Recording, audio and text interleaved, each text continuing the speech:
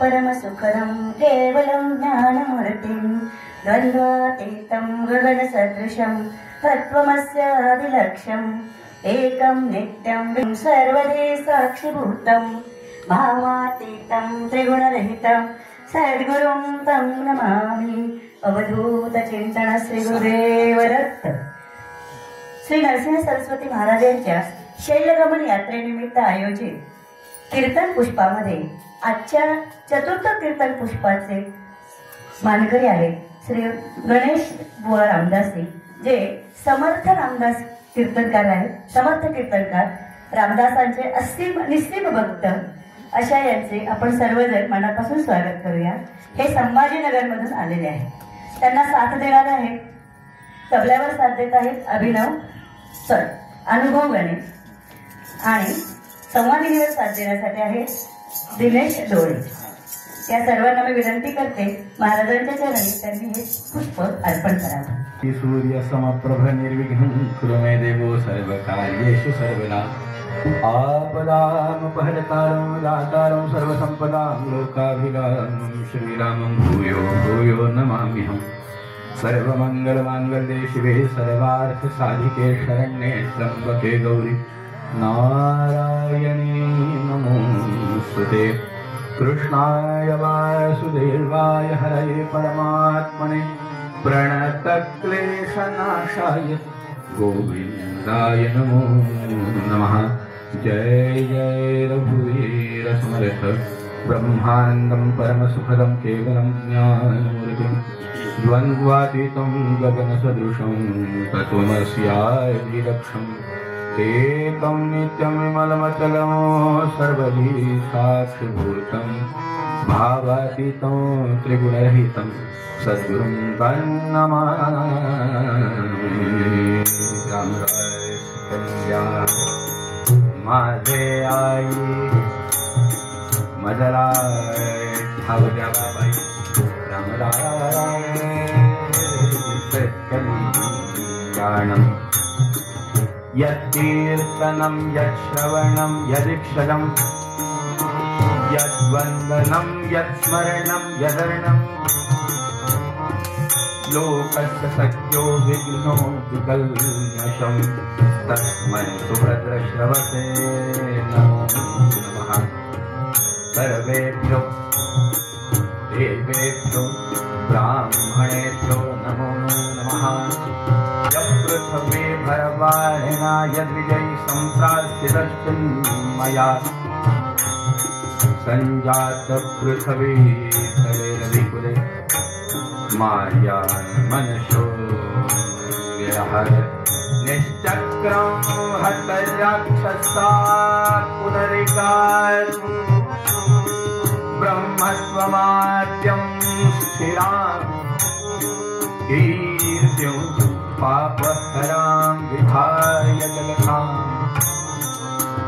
गञ्जार्णपीठं भजे मनोजवं मारुततुल्यवेगं जितेन्द्रियं बुद्धिमतां वरिष्ठं वारतात्मनं वानरयुद्धमुक्तं श्रीरामदूतं शरणं प्रपद्ये। वक्रतुण्ड महाकाय कोटिसूर्यसमप्रभ निर्विघ्नं कुरु मे देव सर्वकार्येषु सर्वदा। गुरुर्ब्रह्मा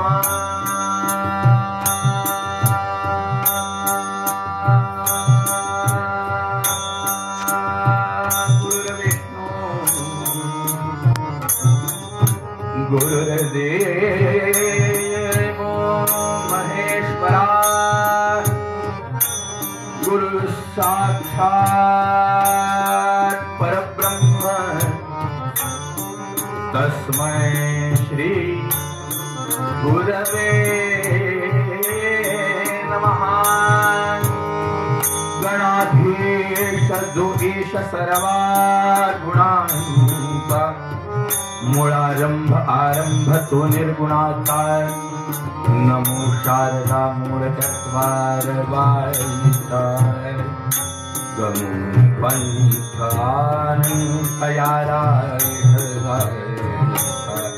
समचरण सरोजं सांघ्रणीलाम्बोदार्भं जगन्वेतपाण्यं मण्डनं सर्वण तुलसी माला गन्धजं कञ्जनेत्रं सदयधवलहासं विठ्ठलं चिन्तयामि रामदास कल्याण राम हो जय राम राम राम हो जय राम।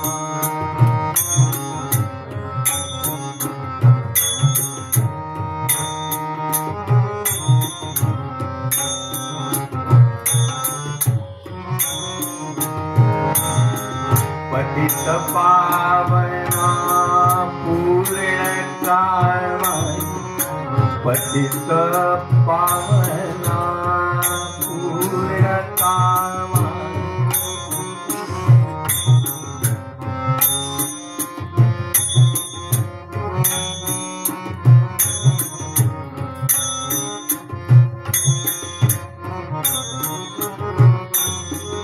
राम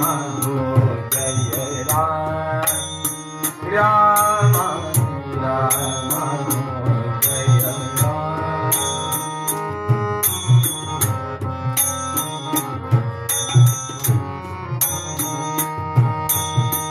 नाथ दीनानाथ नाथ नाथ दीनानाथ तुम ते चरण राघो माथा तुम ते चरण राघो माथा राम जय राम राम जय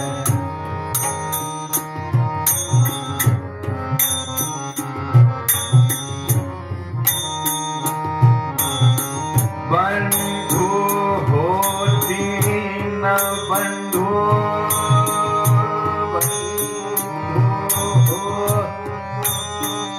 दीन बंधु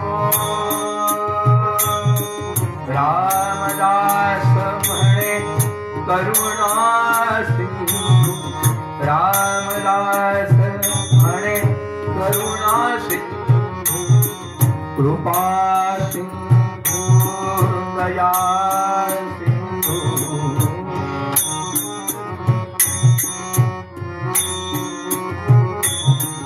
राम हो जय राम राम हो जय राम हो जय राम हो जय रामदास माऊली माय माझे रामदास माऊली माऊली रामदास माऊली रामदास माऊली बच्छाला गेले तुझे बच्छाला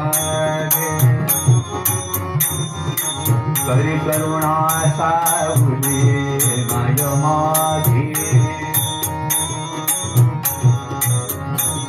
रामदास माऊली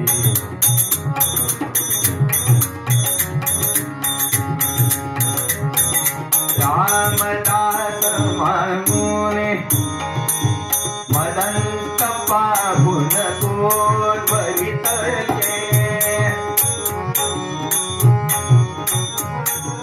मदंत पाहुन गोडवरित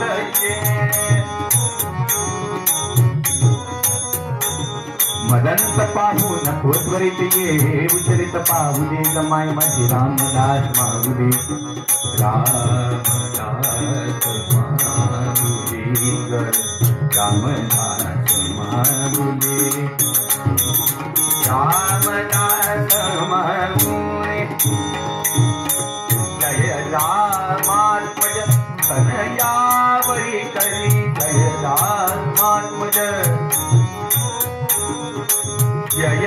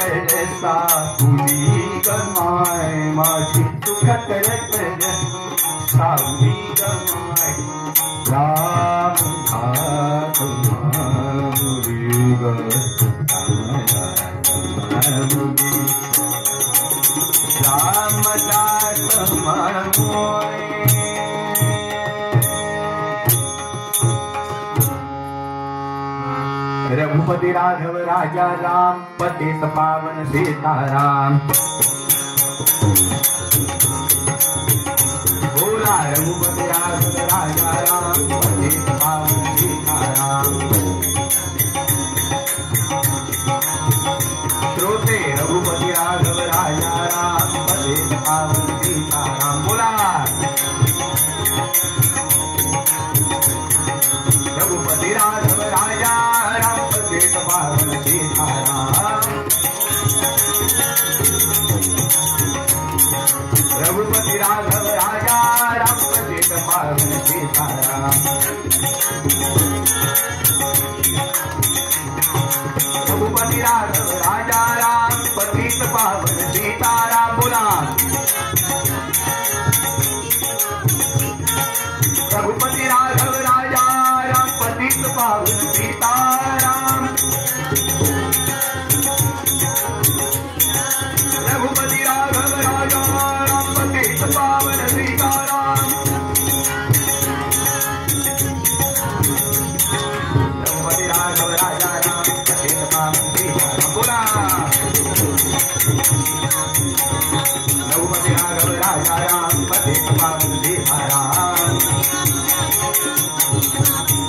प्रभु रामचंद्र भगवान की तुलसा भवानी माता की महारुद्र हनुमान की जय अवधूत चिंतन श्री गुरुदेव दत्त स्वामी महाराज की जय सद्गुरु समर्थ रामदास स्वामी महाराज की जय जय जय रघुवीर समर्थ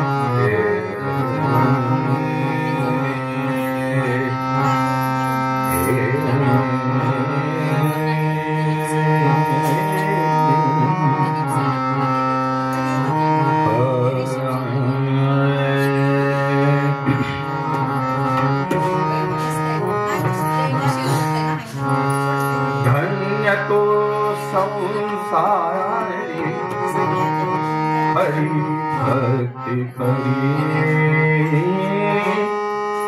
हरि भक्ति करी धन्य तो संसारी हरि भक्ति करी हरि भक्ति करी धन्य तो संसारी हरि भक्ति करी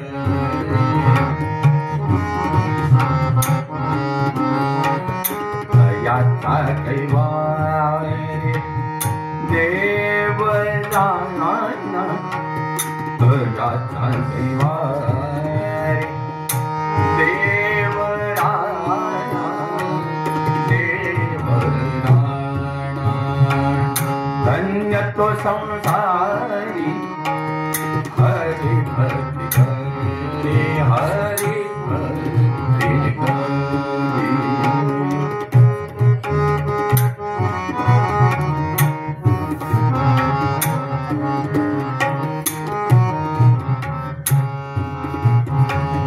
देव राणा राणे दया से मसके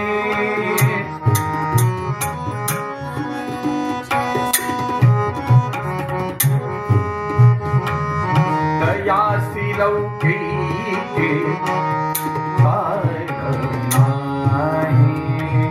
दयासी लौकी चाड नाही चाड नाही धन्य तो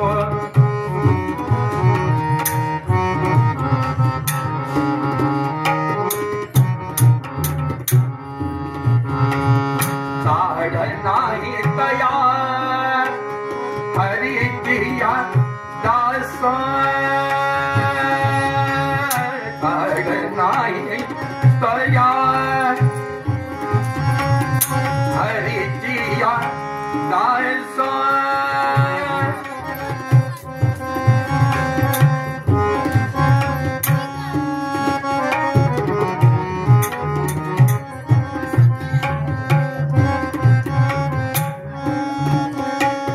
सार्थकी वयसा ब्राह्मणदासी सार्थकी वय ब्राह्मणदासी रामदासी रामदासी रामदासी हो रामदासी धन्य तो संसारी हरि भक्ति करी हरि भक्ति करी धन्य तो संसारी हरि भक्ति करी हरि भक्ति करी हो हरि भक्ति करी आपदाम परितारम दातारं सर्वसंपन्ना लोकाभिरामं श्रीरामं भूयो भूयो नमाम्यहम् शरणागत दीनार्थ परित्राणपरायण सर्वस्यार्थ हरे देवी नारायणि नमोस्तुते नमो गुरुभ्यो गुरुपादुकाभ्यो नमो परेभ्यो परपादुकाभ्यो आचार्य सिद्धेश्वर पादुकाभ्यो नमोस्तु लक्ष्मी पादुकाभ्यः प्रभु रामचंद्र भगवान की जय तुलजा भवानी माता की जय सद्गुरुनाथ महाराज की जय जय जय रघुवीर समर्थ धन्य तो संसारी हरि भक्ति करी हरि भक्ति करी तुमच्या माझ्यासारख्या प्रापंचिक जनांना केलेला उपदेश आपण तोच ऐकला पाहिजे. काय होतं बऱ्याच वेळा असं होतं सध्या घरामध्ये प्रत्येक कामाला कुठे बाई लाव, कुठे माणूस लाव, कुठे बाई लाव, कुठे माणूस, भरपूर वेळ रिकामा असतो. मग या रिकाम्या वेळात बरेच जण काय करायला लागले माहितीये का? कुठे हे पुराण वाच, कुठे ते पुराण वाच, कुठे ते पुराण वाच. बरं, व्हॉट्सअपवरती पण इतकं सोपं येतं, हे वाच, ते वाच, ते वाच. आणि मग हे सगळं वाचल्यामुळे गडबड काय होती, यांना वाटतं आपणही हे सगळं करून पाहू काय. वाटतं साहजिक आहे, वाटणं कोणाला मला सांगा. आपण महादेवाला कधी पाहत नव्हतो, पण आता हे तुफान गर्दी महादेवाला का बरं व्हायला लागली? व्हॉट्सअप, फेसबुक, कोणीतरी कुठून सांगतं, इकडे ऐकायला येतं, इकडे ऐकायला मिळालं की माणूस बरोबर त्याच्या मागे पळतो. करताय चांगलीच गोष्ट आहे, त्याच्या मागे पळणं काही वाईट गोष्ट नाहीये. पण मुद्दा आपला काय आहे की बऱ्याच वेळा असं होतं, आपण राहतोय प्रपंचात, आणि आपण प्रपंचात राहत असताना आपण प्रपंचात काय केलं पाहिजे याच्यापेक्षा अहो पाहिजे खूप काही. मला सांगा, माणसाला काय, कोण असा माणूस आहे की ज्याला काही नको? सगळ्यांना सगळं पाहिजे. मग ते प्राप्त करण्यासाठी अनेक मार्ग ते सांगितले. अनेक महापुरुषांनी, संतांनी, अनेकांनी अनेक मार्ग सांगितले. या मार्गाने जायचं कुणी हे पण महत्वाचं आहे ना, आहे की नाही? तुम्ही जर कधी समृद्धी महामार्गावरती जाण्यासाठी आलात, मुंबई पासून नागपूर पर्यंत केलेला नवीन हायवे, तुम्ही टू व्हीलर घेऊन आलात तर तुम्हाला त्या रस्त्यावर चढू देणार नाही. का? त्या रस्त्यावर चढायचं कोणत्या गाडीने याचे पण नियम आहेत. तसं भगवंताकडे जाण्याचे मार्ग आहेत, सगळ्यांना त्याच्यावर चढण्याचा अधिकार आहे. पण त्याच्यासाठी काही क्वालिफिकेशन लागतं, काही पात्रता लागते, काही त्याच्यासाठी अटी पूर्ण कराव्या लागतात त्या मार्गावरती चालण्यासाठी. जसं समृद्धी महामार्गावर चालायचं तर किमान आपल्याकडे 4 चाकी गाडी असली पाहिजे, तसं भगवंताकडे जाण्याचे 3 मार्ग आहेत. एक भक्ती मार्ग आहे, एक कर्म मार्ग आहे आणि एक योग मार्ग आहे. हे 3 मार्ग देवापर्यंतच नेऊन सोडतात, भगवंतापर्यंत आपल्याला सोडतात हे 3ही मार्ग. पण या कलियुगामध्ये या 3ही पैकी 2 मार्गांनी माणसाला जाणं अवघड होईल असं 800 वर्षापूर्वी 900 वर्षापूर्वीचे संत सांगून गेले. माऊलींनी सांगितलं, बाबा रे, तू योग मार्गाने जायचा प्रयत्न करशील, नाही असं नाही, पण होईल का? तुझ्याकडनं साध्य होईल का? तू कर्म मार्गाने जायचा प्रयत्न करशील, पण तुझ्याकडनं ते शक्य होईल का? नाही होणार. का नाही होणार? कारण याचा विधी फार वेगळा आहे आणि तो सामान्य माणसाकडनं होईल का? नाही. म्हणून तर माऊलींनी सांगितलं ना, बाबा रे, योग याग विधी येणे नोहे सिद्धी, भायाची उपाधी दंभ धर्म, भायाची उपाधी दंभ धर्म, भायाची उपाधी दंभ धर्म, योग याग विधी येणे नोहे.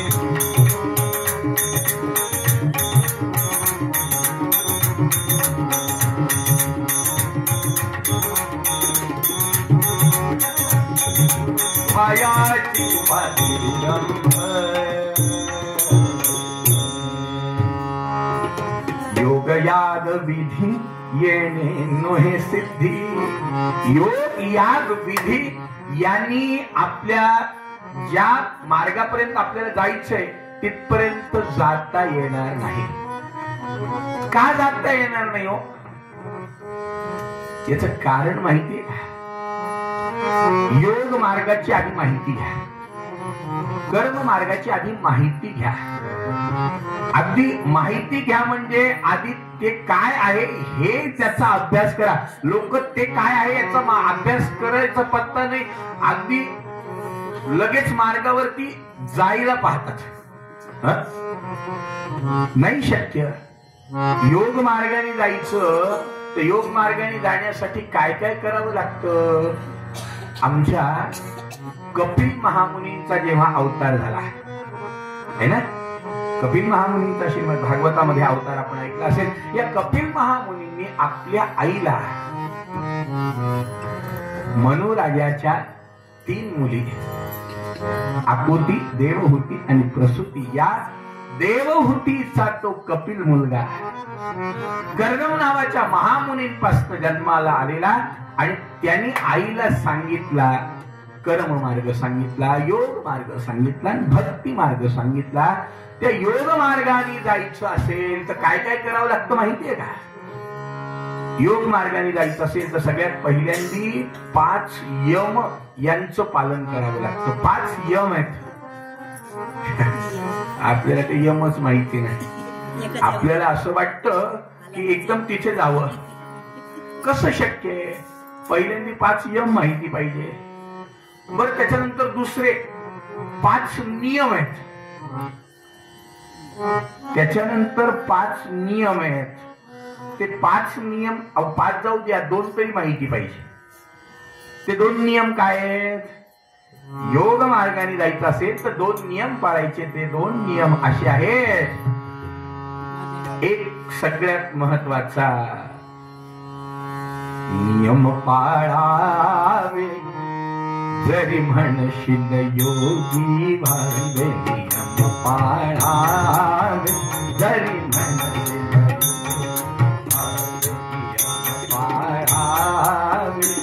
जरी म्हणशील. जर योगी व्हायचं आहे तर 2 नियम पाळायचे. पहिला नियम काय? रात्र निद्रा परिमित घ्यावी. रात्रीची झोप मोजून घ्यावी. आता मला सांगा, आपण दिवसा झोपतो, रात्रीचं तर जाऊ द्या. बरं, दिवसा झोपतो तो झोपतो. काही कीर्तनात झोपतात. कोणत्याही वेळेला ठेवा. बरं, किती वेळा बदलून पाहिल्या? दुपारी 2 ते 4 ठेवून पाहिलं, ती तो अगदी झोपेची वेळ असते. रात्री 8 ते 10 ठेवलं, ती झोपेची वेळ असते. म्हणून 6 ते 8 ठेवला आता. पण तरी सुद्धा डोळे आपोआप मागचे लावायलाच लागले. रात्र निद्रा परिमित घ्यावी.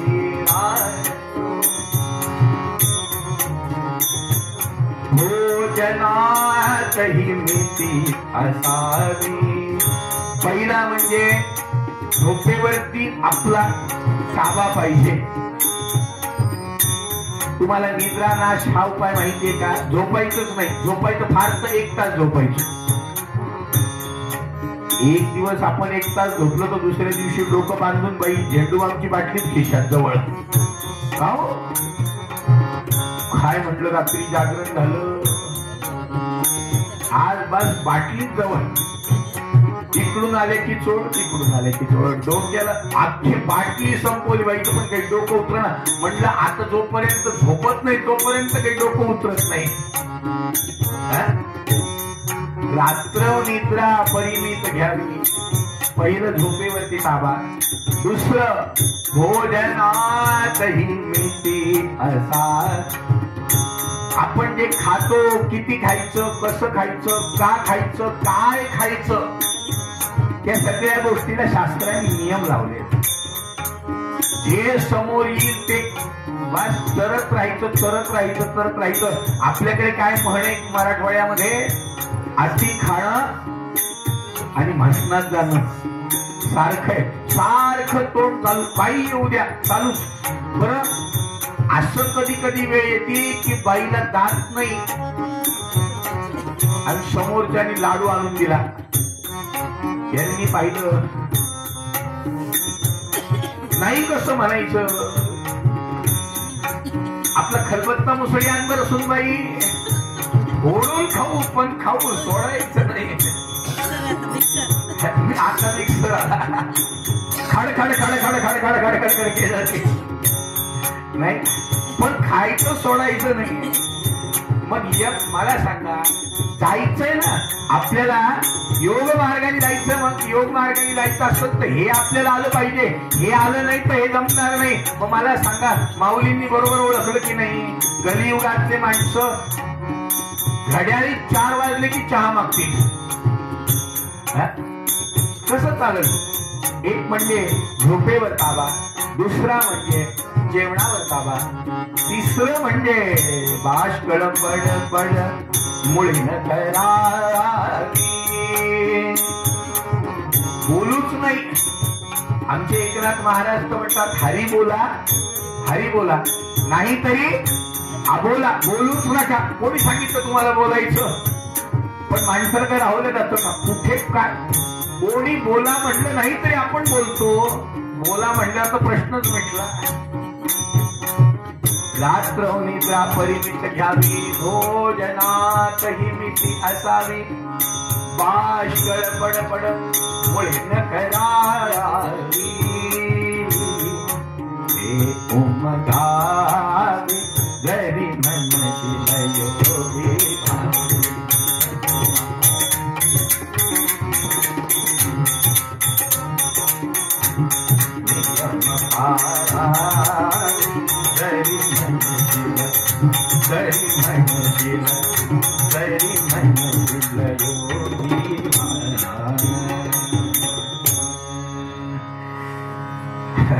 योग मार्गाची आत्ताशी दुसरी पायरी ऐकली.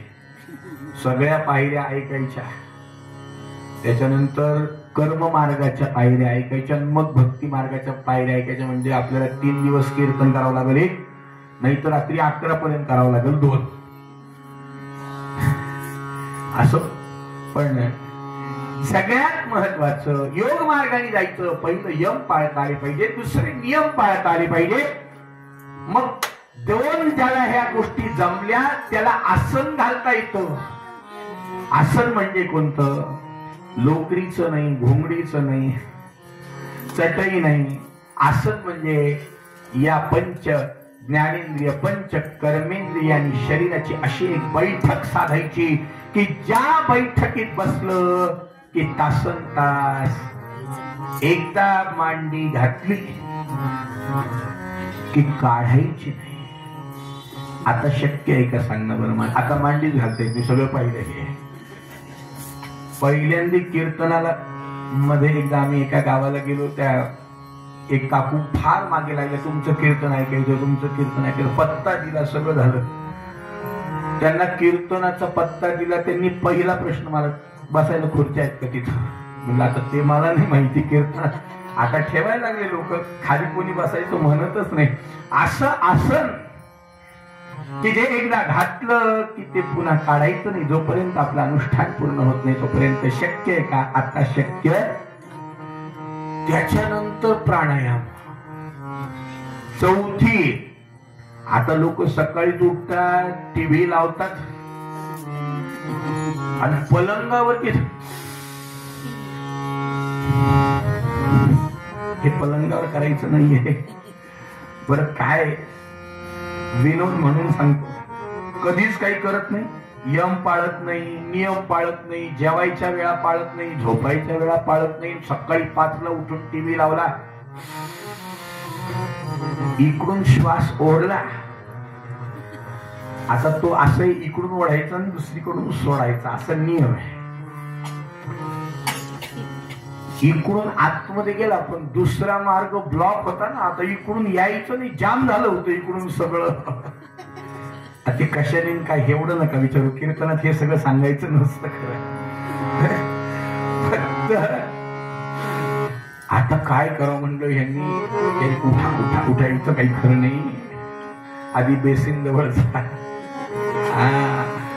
मला सांगा, यम नाही, नियम नाही, आसन नाही, प्राणायाम जमल का?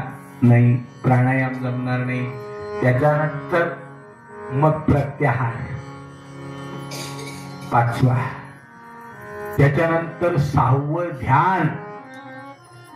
ध्यान लागलं पाहिजे. ते ध्यान रामाचं असं ध्यान आहे की ध्यान लागले रामाचे, ध्यान लागले रामाचे, असं ध्यान लागलं पाहिजे.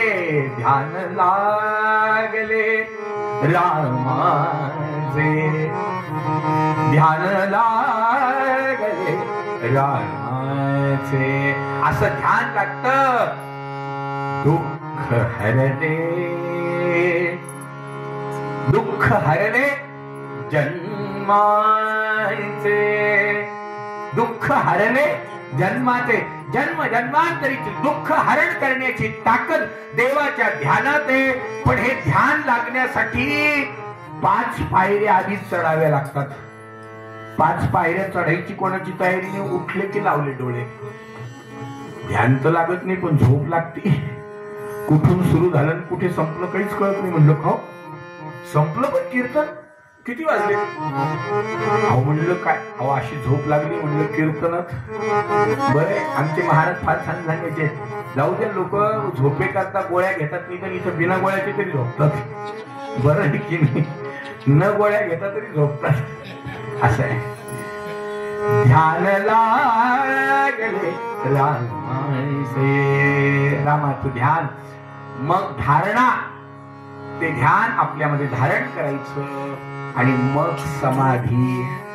8वी पायरी समाधी आहे. शक्य आहे का आता? आता शक्य नाही ना. म्हणूनच माऊलींनी फुली मारली.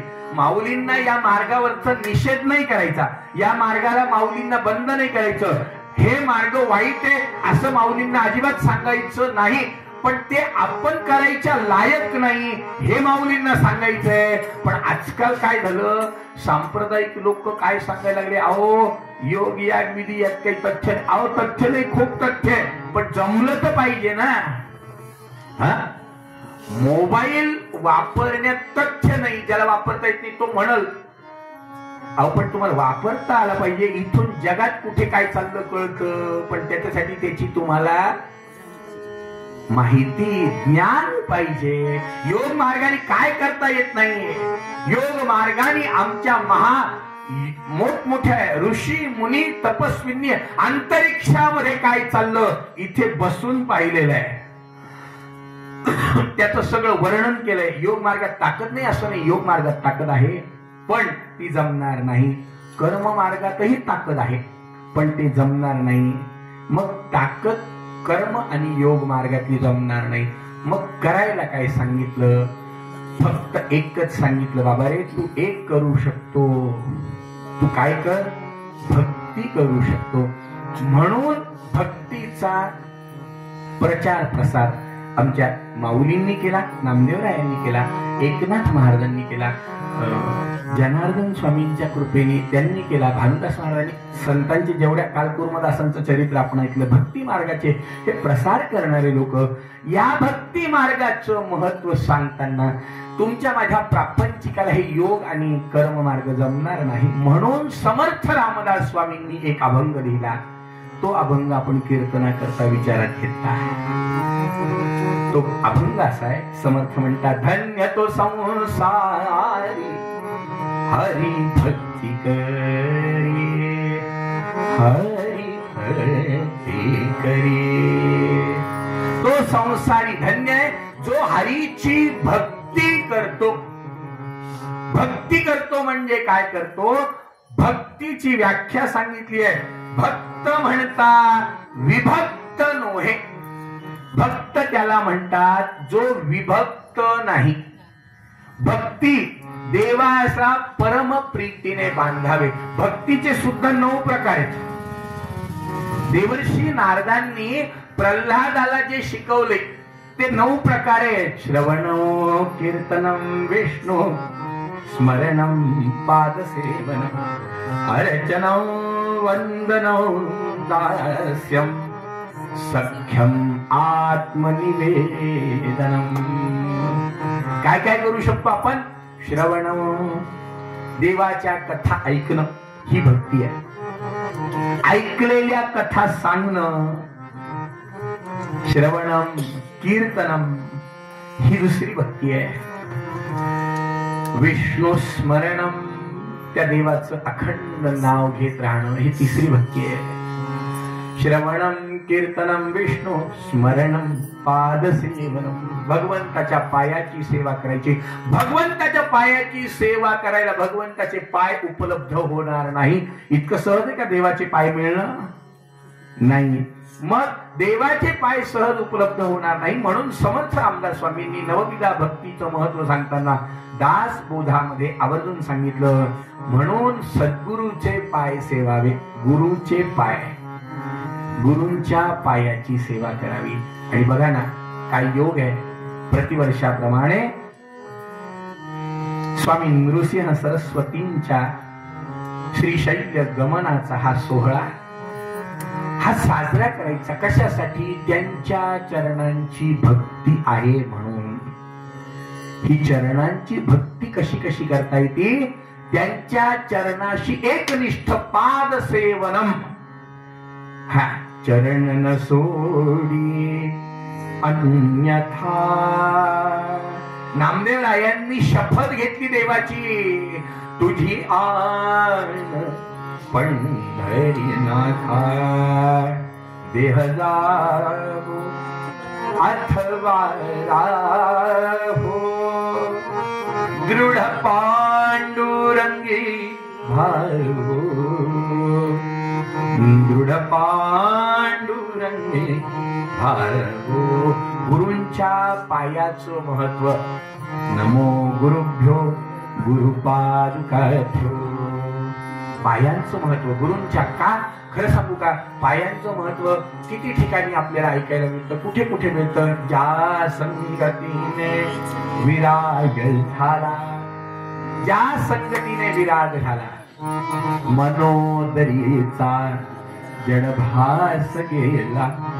साक्षात परात्मा मज भेटविला. विसरू कसा मी गुरुपादुकांना. गुरूंचे पाय खूप ताकद आहे.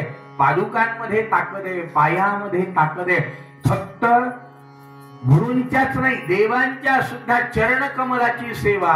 हा लक्षात ठेवायचं. ज्या वेळेला भरत रामांना परत घरी चला म्हणायला गेला, तेव्हा राम म्हणाले, नाही बाबा भरता, मी येणार नाही. तो म्हटला, माझ्या आईमुळे तुम्हाला वनवास. ते म्हणले, नाही रे, दैव जात दुःखे भरता, दोषणा कुणाचा. पराधीन आहे जगती पुत्र मानवाचा.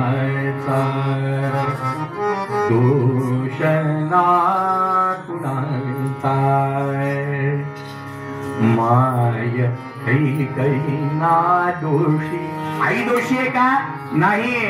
नव्हे दोषिता. राज्य भोग कानन यात्रा सर्व कर्म जाते. खेळ चालला से माझ्या पूर्व संचेतायांचा. प्रारब्धानुसार माझ्या चाललंय, याचा दोष कुणाचा नाही. मग राम म्हटले, तुला सांगू का भरता, संपल्या विनाही वर्षे दशोत्तरी 4.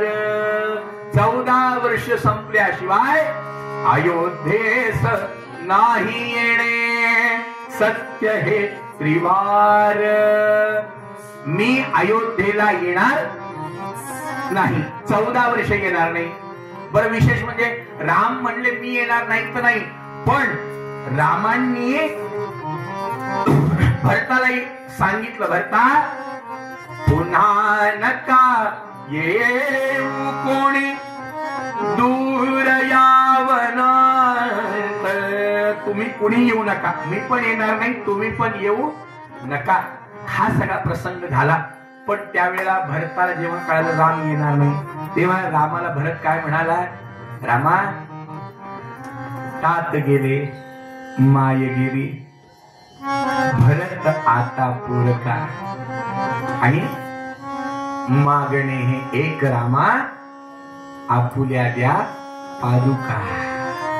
रामाच्या पादुका घेतल्या आणि रामाच्या पादुका सिंहासनावर ठेवल्या. आणि भरताने 14 वर्ष राज्य केलं, रामाचं राज्य म्हणून. आपला मुद्दा कुठे? रामाच्या पादुका नेल्या. पादुकांची ही ताकद आहे, पायांची ही ताकद आहे. गुरूंच्या चरणाची सेवा ही घडणं अतिशय महत्वाचं आहे.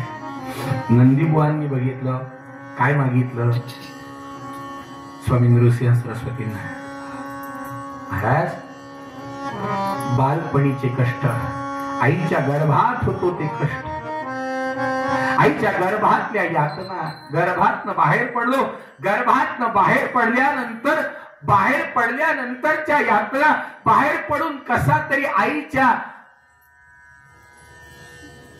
मांडीवर खेळायला लागलो, स्तनपान करायला लागलो, पाळण्यात खेळायला लागलो, तिथेही यातना, तिथून पुढे हळूहळू मोठा झालो, प्रपंच मागे लागला तरी यातना, प्रपंच करून कसं तरी म्हातारपण गाठलं त्याच्यापेक्षा यातना. हा प्रपंचात तरी आपण जे करू ते हम करे सो कायदा होता. आता चाव्या सुनाच्या ताब्यात गेल्या म्हणल्यावरती आता तर तुळजापूरचं नाही माहिती, कारण 2-4 तासच येत असतो मी, फक्त आलं की कीर्तनाला उभं राहणं, कीर्तन संपलं की झालं, त्याच्यामुळे तुळजापूरचं नाही माहिती. पण पुण्या मुंबई अशा मोठमोठ्या शहरात अवस्था अशा आहे, मुली लग्न करायच्या आधीच विचारतात सासू घरात राहणार आहे का. ती जर घरात राहणार असली तर आम्ही नाही येणार, हे सत्य आहे. मुली विचारतात मुलाचे आई वडील जर असणार असले आमच्या घरात तर आम्ही लग्न करणार नाही. आपला मुद्दा तो नाही. मला एक सांगायचं, म्हातारपण हे अतिशय यातनादायकच आहे, कठीणच आहे. नंदीबुवांनी हात जोडून कवित्व करण्याची त्यांना ताकद दिली नृसिंह सरस्वतींनी. जेव्हा स्वामी नृसिंह सरस्वतींनी डोक्यावर हात ठेवला आणि सांगितलं तू कवित्व कर, तेव्हा त्यांनी कवित्व करताना हे सगळं लिहिलं की या सगळ्या प्रपंचात मोठ्या कष्टाने याच्यातनं बाहेर पडलं. आता तुम्ही मार्ग दाखवा, तुमचा आशीर्वाद. गुरूंच्या चरणाची ही ताकद आहे. भक्ती करायची कशी करायची हा विषय आपला चालला होता. श्रवणम कीर्तनम विष्णू स्मरणम पादसेवनम अर्चनम देवाची पूजा, वंदनम रोज देवाला नमस्कार, दास्यम देवाचं दास व्हा, सख्यम देवाशी मैत्री करा. आपण देवाशी मैत्री करतो का? आपली पूजाच मोठ्या मुश्किलीने करतो, मैत्री फार लांब आहे. आपली पूजा म्हणजे इकडे कुकरच्या शिट्ट्या, इकडे कालचा मालिकेचा राहिलेला भाग, रात्री पाहुणे आले म्हणून इकडे मालिकेचा भाग, तिकडे कुकरच्या शिट्ट्या, इकडे देवाची पूजा. बरं या तिन्ही गडबडीत होतं काय माहितीये का? कुठतरी ऐकलेलं असतं देवाला पंचामृत घालायचं, वाटीभर पंचामृत, पाणी पंचामृत. ते इतकं होतं की गंगाळात देवाच्या डोक्याच्या वर पाणी. रुक्मिणी पांडुरंगाला विचारती का हो हे काय? पांडुरंगाने पाहिलं काही नाही, पूर आला म्हणलं आता चंद्रभागेला, बाकी काय झालं? डोक्याच्या वर पाणी. बरं बाईने भर इकडे मालिका, इकडची कुकरची शिट्टी, एक देव काढायचा पुसायचा वर ठेवायचा, एक देव काढायचा वर, कसं तरी भर पूजा केली. पटकन दिशी ते गंगाळ उचललं, आणून अंगणामध्ये झाडाला ते पाणी टाकलं. टाकल्याबरोबर रंगनाथाने दणकन उडी मारली त्या गंगाळातून, वरच्या कोलांट्या उड्या खाल्ल्या. दणकन कोलांट्या उड्या खाऊन तो रंगनाथ झाडाखाली तिने बघितलं, अगं बाई हा इथं राहिला होता वाटतं, लक्ष कुठे त्याच्यामध्ये, हा गंगाळात राहिला वाटतं. म्हणून हिने काय केलं, पटकन जाऊन त्याला उचललं. पण आता उचलल्यावर तरी त्याला प्रेमाने विचारायचं ना, कुठे लागलं बाबा? गुडघ्याला लागलं का, डोक्याला लागलं का, कोपर फुटलं? तिने त्याला उचलून आणखी त्याला दणकन डोक्यावर आदळलं. त्याची माफी मागायला त्यालाच आणखी टक्कर द्यावी लागली. पण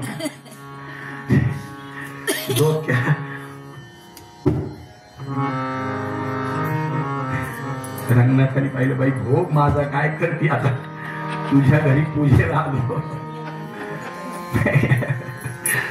बरं जेव्हा रंगनाथ उचलला तेव्हा तिने पाहिलं त्याच्या बाजूला मुंजा होता. तिने पाहिलं हा कधी आला, हा मागच्या शनिवारी पूजा केली तेव्हा आला होता. तेव्हा तो आलेला तर हिला माहिती नाही. तिने पाहिलं बाई 8 दिवस देवाची पूजाच नाही, त्याच्यामुळे ही काय प्रीतीचं लक्षण आहे का? हे प्रेमाचं लक्षण आहे का? नाही. देवास परम प्रीतीने बांधावी, देवाशी सख्य करता आलं पाहिजे, मैत्री करता आली पाहिजे.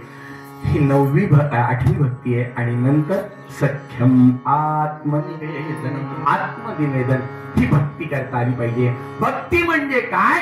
देवाच्या नामाशी एकरूप व्हायचं, देवाच्या सेवेशी. हे ज्या 9 सेवा आहेत या 9 सेवेंशी इतकं एकरूप व्हायचं की तुकाराम महाराज म्हणाले, देव पहा वया गेलो तेथे देवची होवनी ठेलो.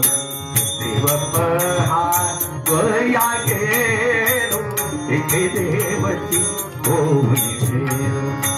तेथे देवची होवनी ठेलो. तेथे देवची होवनी ठेलो. देव पहावया गेलो तिथे देवची होऊन ठेलो.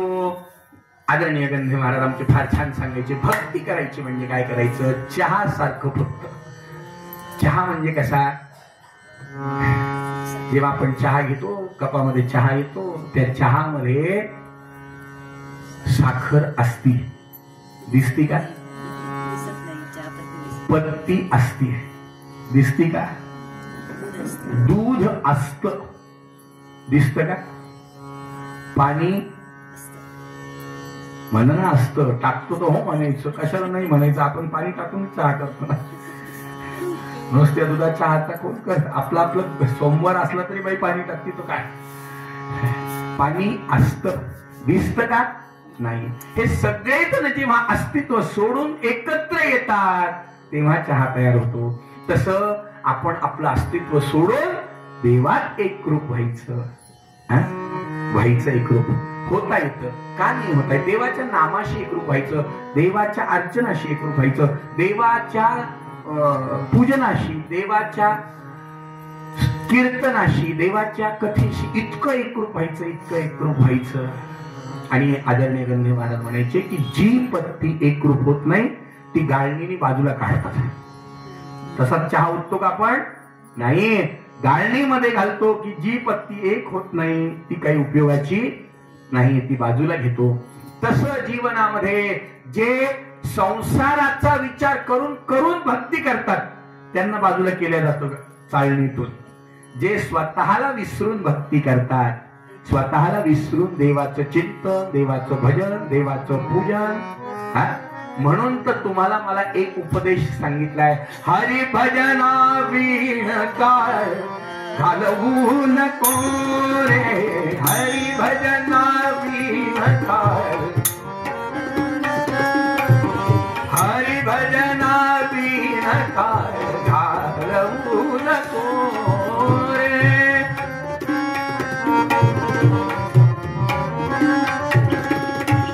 दोरीच्या सापात भीमुनी बाबा, दोरीच्या सापात भेट नाही जीवा शिवा. अंतरीचा ज्ञान दिवा मारवू नको. अंतरीचा ज्ञान दिवा मारवू नको. हरी भजना वीण घालवू नको, घालवू नको, घालवू नको. हरिभजना वीण काळ घालवू नको.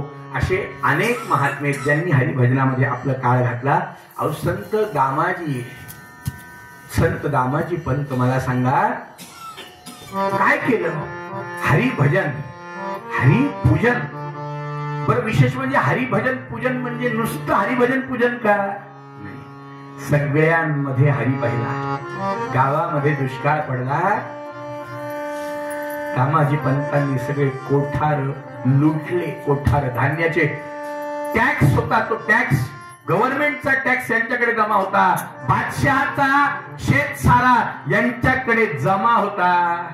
जेव्हा त्यांना अणुरेणूतला परमात्मा दिसला, जेव्हा प्रत्येकामधला पांडुरंग त्यांना दिसला, तेव्हा त्या पांडुरंगाच्या भक्तीपोटी, भगवंताच्या प्रेमापोटी त्यांनी काय केलं?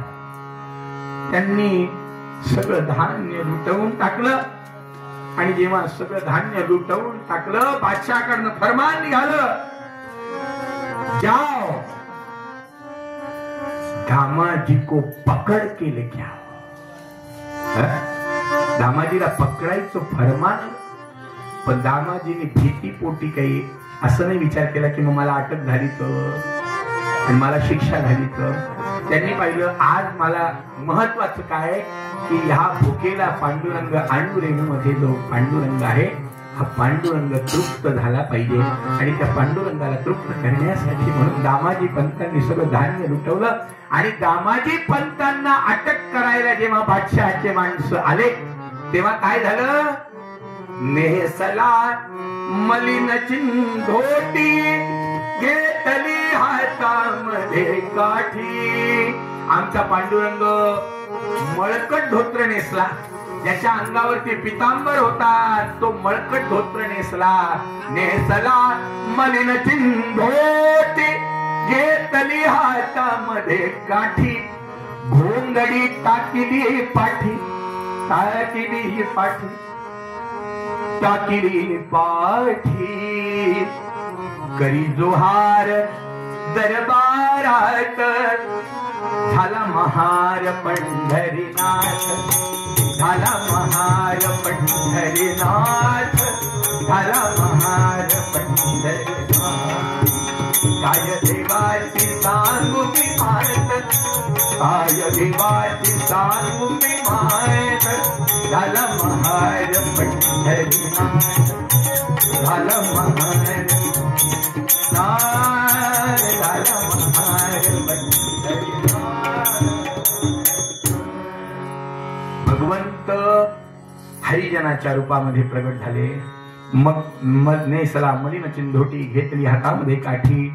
पुन्हा दरबारात जाऊन त्या बादशाला कवडी मोल किंमत असलेल्या बादशाला जोहार मायबाप जोहार केला. नुसता जोहार केला नाही तर आपल्या कमरेला लावलेला छोटा बटवा काढला. ओतिल्या खळखळा मोहरा द्यावी लिहून पावती करा. 1.25 लाख सोन्याच्या मुद्रा दरबारात ओतल्या. ढिग बघून चमकल्या नजरा, चमकल्या नजरा, चमकल्या नजरा. शहा घाली बोट तोंडात. हा अधिकार कशाचा आहे? भक्तीचा अधिकार.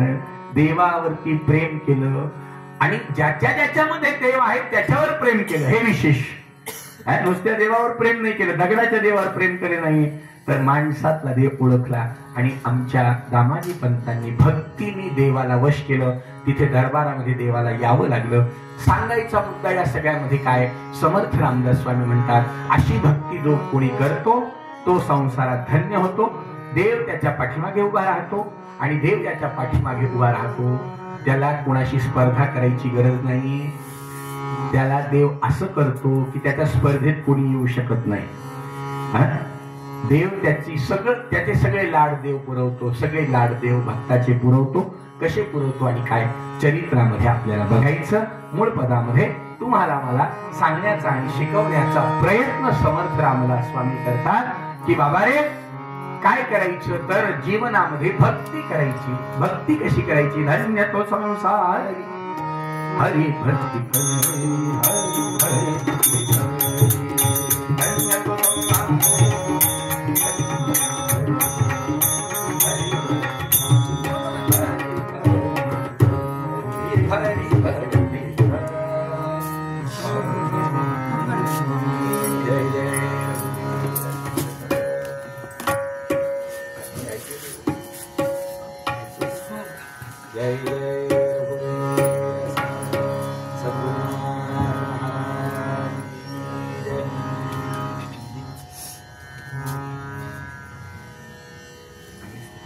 भजन कोण म्हणणार होतं?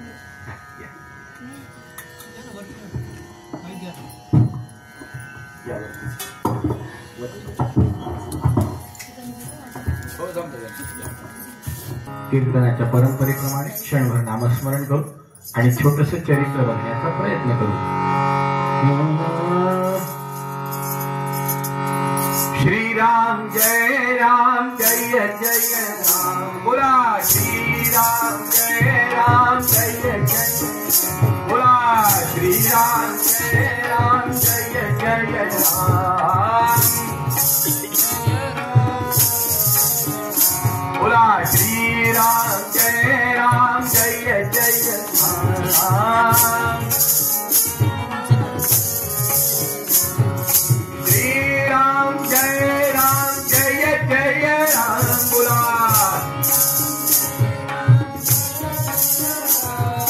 श्रीराम जय राम जय जय राम बोला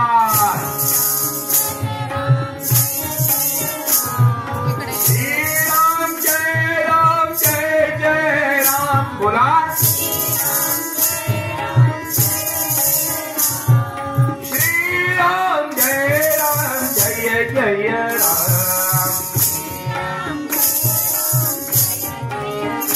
ओ श्रीराम जय राम जय जय राम बोला ओ श्रीराम जय राम जय जय राम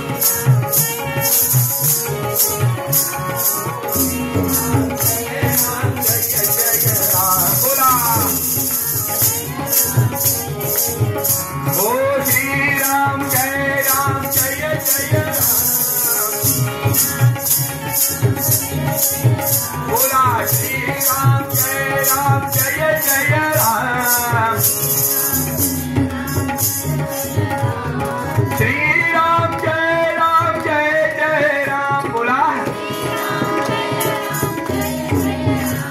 श्रीराम जय राम जय जय राम ओ श्रीराम जय राम जय जय राम बोला श्रीराम जय राम जय जय राम बोला ओ श्रीराम जय राम जय जय राम दिगंबरा दिगंबरा श्री माधवल्लभ दिगंबरा बोला दिगंबरा दिगंबरा श्री माधवल्लभ दिगंबरा दिगंबरा दिगंबरा श्री माधवल्लभ दिगंबरा ओ दिगंबरा दिगंबरा श्री माधवल्लभ दिगंबरा दिगंबरा दिगंबरा श्री माधवल्लभ दिगंबरा अवधूत चिंतन श्री गुरुदेव दत्त स्वामी महाराज की तुळजा भवानी माता की सद्गुरु समर्थ रामदास स्वामी महाराज की जय जय रघुवीर समर्थ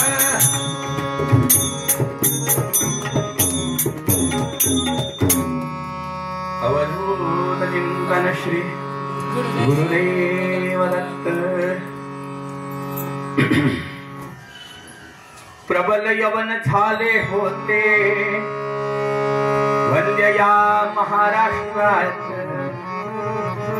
या महाराष्ट्रामध्ये ज्यावेळेला यवनांचं प्राबल्य वाढलेलं होतं तुळजापूरकरांना इतिहास माहितीये मोगलांच्या आक्रमणाने मंदिरातले देव उद्ध्वस्त केल्या जात होते अशा भयावह परिस्थितीमध्ये प्रबल यवन झाले होते वंद्य या महाराष्ट्र आक्रंदत होता धर्म परसेवेच्या पंकात शौर्य धैर्य रूपले होते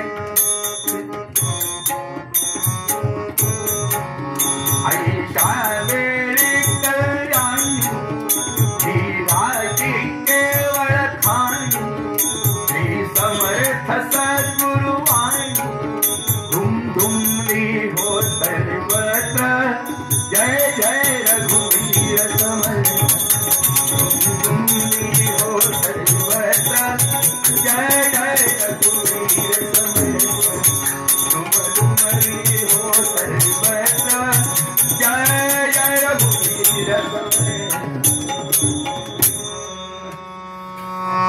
समर्थ रामदास स्वामी जांभेच्या आपल्या घरातून सावधान शब्द कानावर पडले. गोदावरीच्या पात्रात उडी मारली. उलटा पात्राचा प्रवाह पोहत पोहत पोहत नाशिकला गेले, टाकळीला गेले. श्रीराम जय राम जय जय राम या महामंत्राचा 13 कोटी जप समर्थांनी केला. 13 कोटी. गायत्री मंत्राचे 24 लाखाचं एक याप्रमाणे 24 पुरश्चरण केले. 24 लाखाचं एक गुणिले 24 लाखाचं एक याप्रमाणे 24 पुरश्चरण. श्रीराम जय राम या महामंत्राचा 13 कोटी जप. रोज 1200 सूर्य नमस्कार. म्हणून बघा सगळ्या चरित्रामध्ये सगळ्या संतांचा छळ झालेला आपल्याला ऐकायला मिळेल. कारण परकीय सत्ता होती, सामाजिक व्यवस्था होती. लोकांच्या मनात आलं की लोक संतांना त्रास द्यायचे, पण समर्थांना त्रास दिला असं काही समर्थांच्या चरित्रात ऐकायला मिळत नाही. कारण भव्य रूप अतिसुंदर दीक्षा, भव्य रूप अतिसुंदर दीक्षा, राम नाम स्मरणे करी भिक्षा, बलदंड शरीर, 1200 सूर्य नमस्कार रोज घालायचे. आणि असंही तू हिमाचल समर्थांनी पायी प्रवास केला, भिक्षा मागत मागत केला. समर्थ एवढ्या संपूर्ण हिंदुस्थानामध्ये जेव्हा फिरले तेव्हा संपूर्ण हिंदुस्थानामध्ये समर्थ फिरत असताना समर्थांनी प्रत्येक गावामध्ये मारुतीचं मंदिर बांधायचं. एक नाही, दोन नाही, समर्थांनी 1313 मारुतीचे मंदिर बांधले. आणि 1313 मंदिर बांधून समर्थांनी या हिंदुस्थानाला स्वातंत्र्य मिळावं एवढ्या करता छत्रपती शिवाजी महाराजांसारखा अलौकिक राजा याला उपासनेचं पाठबळ दिलं. छत्रपती शिवाजी महाराजांचे समर्थांचे घनिष्ठ संबंध होते, गुरु शिष्यांचे संबंध होते. याच्यावर आक्षेप नोंदवणारे नोंदवतात, तो मूर्खपणा आहे. आपल्याला त्या वादात पडायचं नाही. अनेक पत्र आहेत समर्थांनी शिवाजी महाराजांनी लिहिलेल्या. अनेक पत्रातलं एक पत्र फार प्रसिद्ध आहे, चालता चालता सांगतो. समर्थ म्हणाले, विवेके करावे कार्य साधन, जाणार नरतनु हे जाणून, पुढील भविष्यार्थी मन रहाटोची नये, चालू नये असन्मार्गी, सत्यता बाणावी अंगी, रघुवीर कृपा केलियाजी, दास महात्म्य वाढवी, रजनीनाथ आणि दिनकर नित्य करिता ती संचार, घालिता ती येरधार, लावियले भ्रमणजे, आदि माया मूळ भवानी, हे सकल ब्रह्मांडाची स्वामिनी, एकांत विवेक करुणी इष्ट योजना करावी. हे समर्थांनी छत्रपतींना लिहिलेलं पत्र दरबारात वाचलं.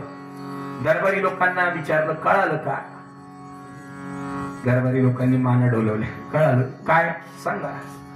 आता काय सांगा म्हटल्यावर एक एक जण सांगायला उठलं. विवेके करावे कार्य साधन.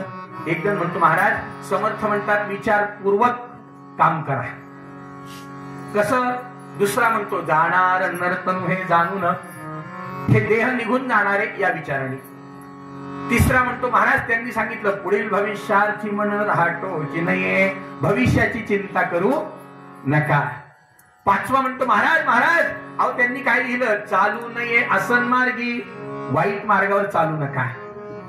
सहावा म्हणतो, अहो त्याच्यापेक्षा समर्थांनी सांगितलं सत्यता बाणावी अंगी, खरं बोला.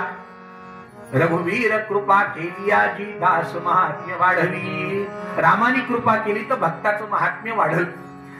आठवा म्हणतो, नाही नाही त्याच्या पुढचं सांगितलं, रजनीनाथ आणि दिनकर नित्य करिता ती संचार, चंद्र सूर्य रोज येतात जातात, घालिता ती येरधार, लावियले भ्रमणजे, देवानी जसं चंद्र सूर्यांच्या मागे काम लावलं तसं ते काम करतायत. छत्रपतींनी हे सगळे अर्थ ऐकून घेतले. पण छत्रपतींच्या मनाला एक ओळ खटकत होती. छत्रपती विचार करत होते,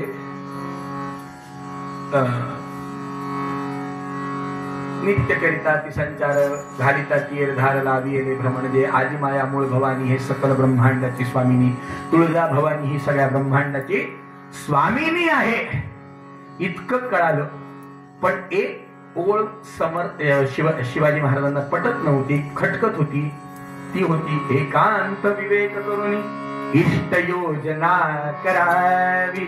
एकांतात विचार करा आणि काहीतरी योजना करा. आता समर्थांनी बघितलं, छत्रपतींनी बघितलं, सत्य बोलान, खरं वागान, विचार करान हे समर्थ आपल्याला सांगणार नाही. कारण प्रत्येकाला माहिती असतं की प्रत्येकाला कोण किती समजलंय. छत्रपतींना माहिती होतं आपण काय, समर्थांना कळालं. समर्थांना माहिती होतं आपण काय हे शिवाजीला कळालं. बाकीच्यांना गधड्यांना नाही कळालं तरी चाललं. कारण प्रत्येकाला कळालं पाहिजे, प्रत्येकाशी तोंडी लागलं पाहिजे. हा प्रत्येक काय असतं माहिती का, प्रत्येक जणाची एक पात्रता असते, त्यांनी त्याच्या खाली उतरू नये. बाकीच्यांना नाही कळालं तर नाही कळालं. बालवाडीतल्या मुलाला पीएचडीचं पुस्तक कळणार नाही म्हणून पीएचडीचं पुस्तक खोटं आहे का? मुलगा बालवाडीत आहे ना, त्याला काय कळणार आहे त्याच्यातलं, है की नाही? मग हा पत्र 10 वेळा वाचलं. राजांनी बघितलं आजचा दरबार संपला असं म्हणून राजांची स्वारी एकांतात गेली, विचार करायला लागली. समयाचे वाती मोठ्या केल्या, उजेड केला, अंधार पडला होता. रात्रभर डोळे फोडून छत्रपती ते पत्र वाचताय. डोळ्यात लाली उतरली. महालाच्या समोर खिडकी होती, त्या खिडकीतनं गार वारं येत होत. गार वारं येता येता येता फटफटायला लागलं. चिमण्यांचा चिवचिवाट ऐकायला यायला लागला. समोर पूर्वेकडे तांबडं फुटायला लागलं. छत्रपती रात्रभर विचार करत होते. का? भक्ती आहे ना. भक्ती कशी पाहिजे हा महत्वाचा भाग आहे. रात्रभर छत्रपती विचार करत होते की या पत्रात नेमकी एकांतात विचार करण्यासारखं काय. आणि मग सकाळ जशी व्हायला की सापडला सापडला सापडला, याच्यातला मतितार्थ सापडला. छत्रपतींनी काय केलं, राजांनी या पत्रातलं एक एक अक्षर बाजूला काढलं. एक एक अक्षर. आता आपण एक एक अक्षर बाजूला काढू. काय काढलं? सगळ्यात पहिली ओळ, विवेके करावे कार्य साधन. वी पहिला शब्द अक्षर बाजूला घ्या. जाणार नर्तनु हे जाणून जा, पुढील भविष्यार्थी मन रहाटोची नये. विजापूर, विजापूर. चालू नये आसन मार्गी चा, विजापूरचा. सत्यता बाणावी अंगी स, रघुवीर कृपा केलियाजी र. दास महात्म्य वाढवी दा, विजापूरचा सरदा. रजनीनाथ आणि दिनकर र, विजापूरचा सरदार. नित्य करिता ती संचार नी, घालिता ती येरधार घा. लावियले भ्रमणजे, विजापूरचा सरदार निघाला. आदि माया मूळ भवानी आ, हे सकल ब्रह्मांडाची स्वामिनी. हे विजापूरचा सरदार निघाला आहे. यांना अंधारात ठेवायचं नाही. हे पत्र कोणत्याही दुश्मनाच्या हातात पडलं तर त्याला कळता कामा नये. समर्थांनाही माहिती होतं की दुश्मनाचे लोक थोडे बिनडोक्याचे, सगळं माहिती असतं. पण तरी पण काही डोकं कोणी लावलं तर विजापूरचा सरदार निघाला आहे. एकांत विवेक करून इष्ट योजना करावी. एकांतात विचार करा आणि योग्य ती योजना आखा. मला हे सांगायचं पत्र एवढ्यासाठी होतं की राजांचे आणि समर्थांचे उत्तम संबंध होते. अशा समर्थांची स्वारी ज्यांनी राजकारणामध्ये उत्तम योगदान दिलं, धर्म कार्यात उत्तम योगदान दिलं, राष्ट्र कार्यात उत्तम योगदान दिलं, देव कार्यात उत्तम योगदान दिलं, ते समर्थ. असे तू हिमाचल जेव्हा फिरत होते तेव्हा फिरता फिरता फिरता एकदा त्यांच्या शिष्यांनी बघितलं, महाराज महाराज महाराज आपल्याला भेटायचंय. कुणाला भेटायचंय? आपल्याला दत्त महाराजांना भेटायचं. समर्थांनी पाहिलं, इतकं सोपं आहे का दत्त महाराजांचं दर्शन? त्यांनी पाहिलं नाही, पण आम्हाला दत्त दर्शन घ्यायचं.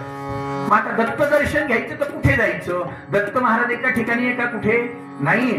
दत्त महाराजांची दिनचर्या कशी आहे? या अवधूत दिगंबर या दत्तात्रेय ज्यांना स्मर्तृगामी म्हणतात, स्मरण केल्या केल्या प्रगट होतात, त्या दत्त महाराजांची स्वारी दिवसभरात कुठे कुठे असती माहितीये ना?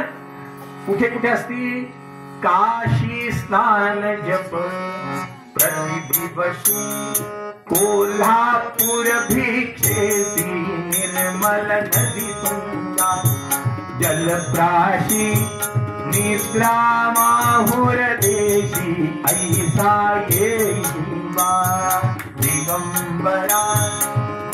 दत्त महाराजांना ज्यांना सकाळी भेटायचं त्यांनी काशीला जा, ज्यांना दुपारी भेटायचे त्यांनी कोल्हापूरला जा. जेवण झाल्यावर पाणी पितात दत्त महाराज कुठे? तुंगा नदीच्या काठावर. ही तुंगा नदी कर्नाटक मधनं वाहती. आद्य शंकराचार्यांचं प्रथम पीठ या तुंगा नदीच्या काठावर शृंगेरी पीठ. आणि या शृंगेरी पीठेचे सध्या विद्यमान असलेले विदुशेखर भारती. काय लक्षात ठेवायचं, हे आचार्यांची गादी साधी नाही, सामान्य नाही. आणि काय भाग्य आहे की आज नागेश शास्त्रींना त्यांचं बोलावून आलं म्हणून ते अयोध्येला त्यांना भेटायला गेले. हे शंकराचार्यांचं शृंगेरी हे आद्यपीठ आहे. या शृंगेरी पीठावरती शंकराचार्यांनी पहिल्यांदा धर्म कार्याला सुरुवात केली. का बरं? तिथून का सुरुवात केली? कारण माहिती असेल सगळ्यांना की तिथे भर दुपारी माध्यान्हकाळी नदीच्या काठावर एक बेडूक प्रसूती होत होती बेडकाची. त्या प्रसूती होत असताना ऊन चटकत होतं आणि चटकणाऱ्या उन्हाचा त्रास त्या बेडकाला होऊ नये, प्रसूती सुलभ व्हावी म्हणून एका नागाने सावली धरली होती. आता नाग आणि बेडकाचं वैर आहे, पण त्या बेडकावरती नागाने सावली धरली हे शंकराचार्यांनी पाहिलं. आणि म्हणून शंकराचार्यांनी पाहिलं, या सगळ्या जगाला मैत्रच करू नये, मैत्री शिकवायची असेल, सगळ्यांना जर एकमेकांमधलं सामंजस्य शिकवायचं असेल तर सुरुवात कुठून केली पाहिजे? इथून केली पाहिजे. तिथे शंकराचार्यांनी शृंगेरीला आद्यपीठ शारदांबा जगदंबेची स्थापना केली, सरस्वतीची स्थापना केली. ती तुंगा नदी, तुंगा नदीचं इतकं पाणी स्वच्छ, इतकं पाणी स्वच्छ आहे की ते पिण्यासारखं. जसं फ्रीज आपल्या ऍक्वालाइट मधलं पाणी जितकं, ऍरोतलं पाणी स्वच्छ, तितकं पाणी ते स्वच्छ. अगदी तळ दिसतो. कधी जर शृंगेरीच्या मठात गेलात तर जा, अगदी आवर्जून त्या मठाच्या मधून दोन्हीकडे दोन्ही बाजूला मठाची जागा आणि मधून ती नदी वाहती. तळाचे मासे, तळाचा का दगड हे सगळं व्यवस्थित दिसतं वरतून पुलावर.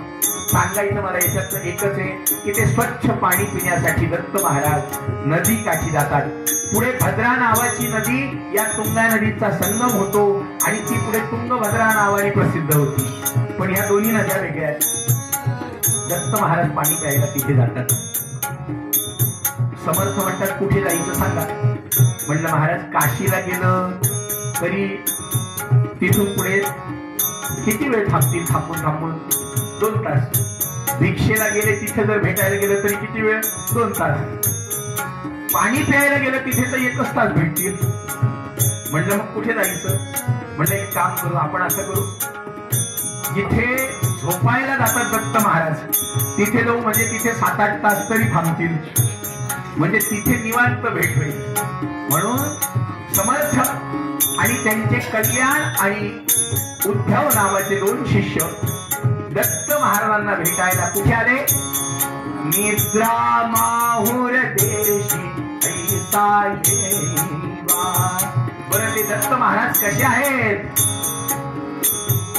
पायी पादुका जपमाला कमंडलू मृगछाला धारण करशिवा. नागजटा मुकुट शोभतो माथा ऐसा येवा अक्षय रूप अवतारा सर्वहि जानते श्रुति तारा अनुसया त्रिकुमारा ऐसा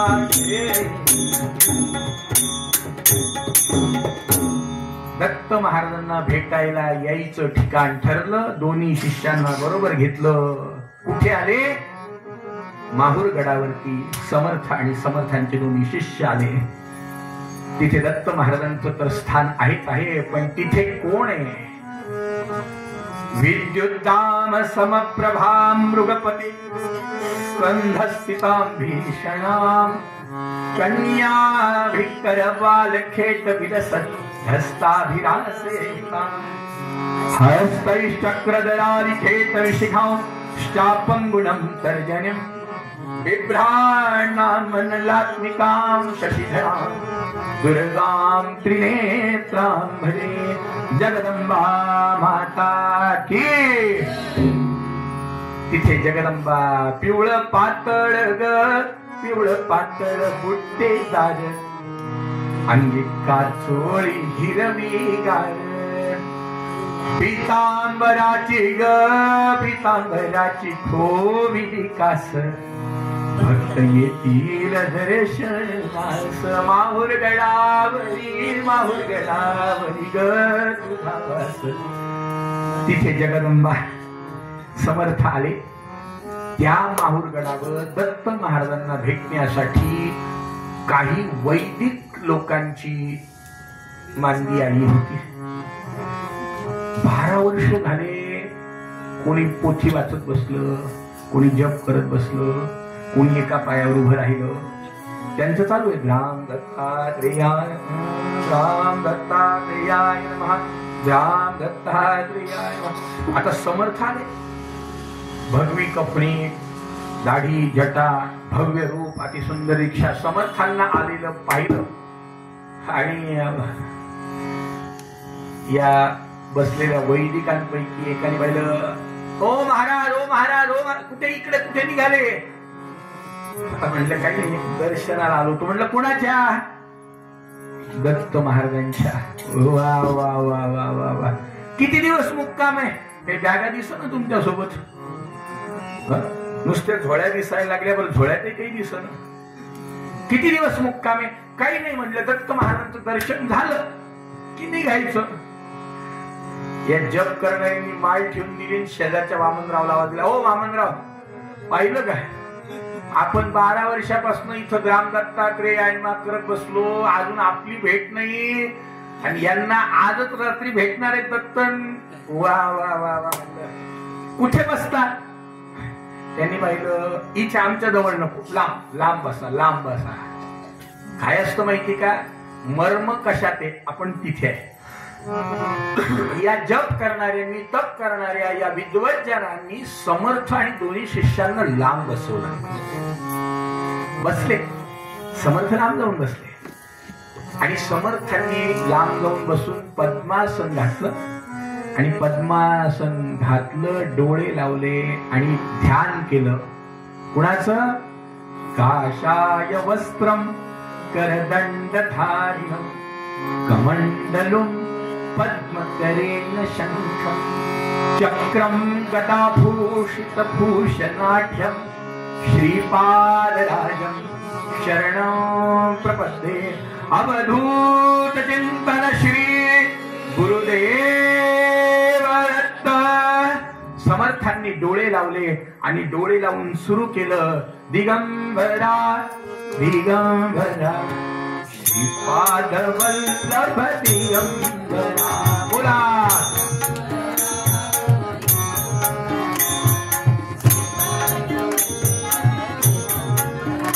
ओ दिगंबरा दिगंबरा पाद वल्लभ दिगंबरा.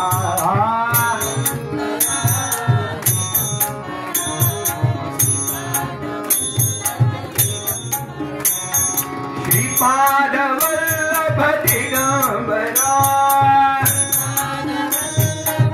मंडळी, समर्थांचा जप सुरू झाला.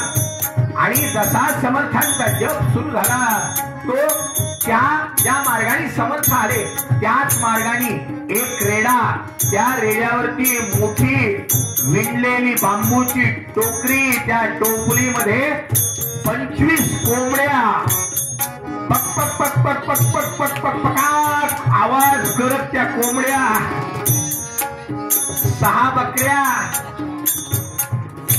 एक रेडा आणि आपली बायको बेगम बरोबर घेऊन हिरवे कपडे घातलेला एक फकीर, त्याला मौलवी म्हणा काय म्हणायचं म्हणा, त्याच्या गळ्यात 2-4 स्फटिकाच्या माळा होत्या, हातामध्ये कटोरा होता भिक्षा मागायचा आणि तो लुंगी घातलेला फकीर वरती येतोय, आला आला आला आला आला. आता यांचं चालू होतं राम दत्तात्रेयाय नमः राम दत्तात्रेय. बरं यांनी त्या भगवे कपडे घातलेल्यांना पलीकडे बसवलं, पण आता हा हिरवे कपडे घातलेल्या मध्ये येऊन बसला. आता काही आहे का हिंमत कोणाची बोलायची? डोळे लावून समर्थ मात्र काय म्हणतायत, श्रीपाद वल्लभ दिगंबरा दिगंबरा दिगंबरा श्रीपाद वल्लभ दिगंबरा. हा जसा येऊन बसला, ज्यांनी आधी समर्थांचा इंटरव्ह्यू घेतला होता त्यांनी बघितलं, वामनराव हा कोण आहे काय माहिती. म्हणलं बरं याला बोलायचं नाही, कारण याच्याकडे मोठमोठे हत्यारच होते, मोठा विळा होता, कोंबड्या होत्या, बकऱ्या होत्या, रेडा होता, बेगम होती. यांनी पाहिलं काय नाही बाबा. म्हणलं विचारता का? म्हणलं तुम्ही विचारा बाबा, आपण काही विचारत नाही. तुमचा किती राहिला जप? म्हणलं. त्यांनी पाहिलं थोडाच राहिला. म्हणलं आता यांनी पाहिलं मग 8 पटकन 8 जाऊ म्हणलं. तेवढ्यात यांच्या किती माळी राहिल्या? म्हणलं 5 माळी राहिल्या. त्यांनी पाहिलं 8 लवकर. तेवढ्यामध्ये तो जो फकीर होता ना, त्या फकीरने आपल्या बायकोला आवाज दिला, बेगम भूक लगी है, खाना पकाव. आता बेगम आज्ञाधारी, खाना पकाव म्हणल्यावरती तेव्हा काय तिथं काय खाना पकाव म्हणजे काय सिलेंडर आणलं का, गॅस आणला का, आणि बरोबर आपले पातील.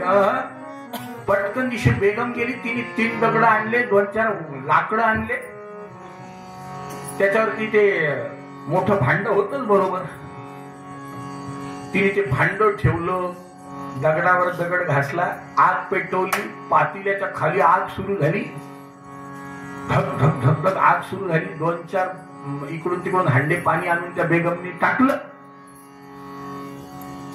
माधवरावनी पाहिलं. म्हणलं खाओ हे काय चालू आहे? म्हणलं काही नाही, आता त्यांचं जेवणाची तयारी चालू आहे. म्हणलं बरं.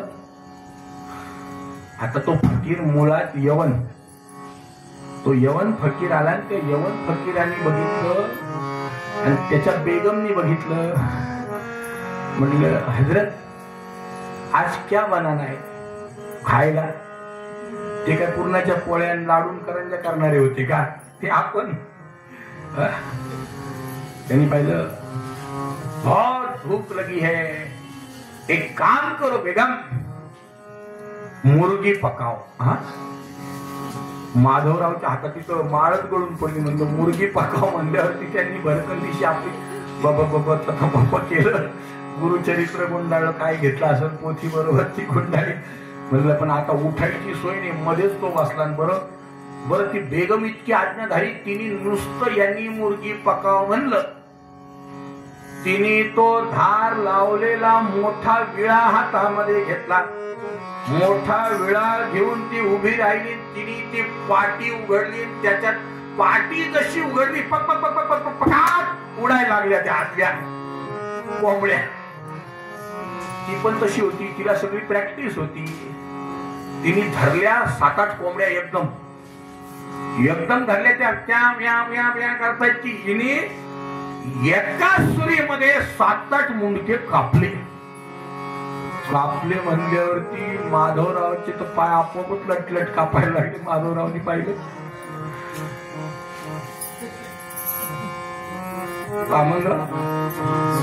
काही नाही, डोळे लावून गपचूप जप करा म्हणलं. आता काहीच बोलू नका सध्या.